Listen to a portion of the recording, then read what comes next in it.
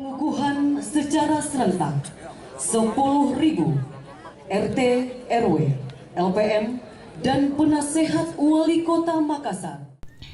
10.000 RT RW LPM serta penasehat Wali Kota Makassar resmi dilantik di lapangan Karebosi Makassar Minggu pagi 27 Agustus.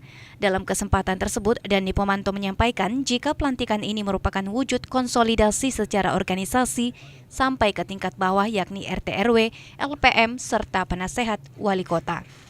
Menurut Dani, konsolidasi sangatlah penting dikarenakan setiap kota membutuhkan tenaga, butuh akumulasi, kesamaan pikiran, serta butuh dinamika untuk keberlangsungan pembangunan dan pelayanan masyarakat ke depan. Dani mengatakan jika pelantikan ini merupakan pelantikan serentak pertama di Indonesia dengan jumlah mencapai ribuan orang. Dalam pelantikan RT RW tercatat ketua RT yang paling senior dengan usia 87 tahun dari Kelurahan Barang Cakdi, Kecamatan Sangkarang atas nama H. Sunu. Sementara ketua RT termuda dengan usia 21 tahun Kelurahan Bulu Rolang, Kecamatan Biringkanaya bernama Ummu Haira. Selama ini tidak ada satupun daerah di Indonesia yang memperlihatkan kekuatan ini.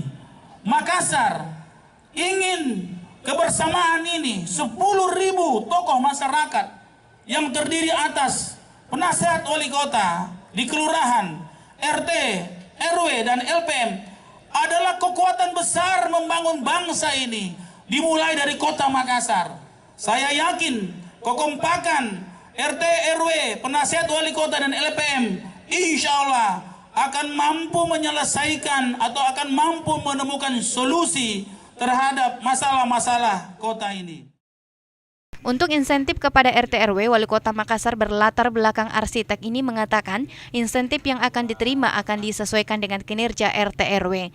Jika saat ini kinerja terhitung oleh LPM, Lurah dan Camat, maka ke depan kinerja Ketua RT RW akan dihitung oleh komputer dari laporan HP Android yang dibagikan. Laporan yang disampaikan melalui smartphone, RT RW memiliki prosedur tersendiri yang diintegrasikan dengan Warum Makassar.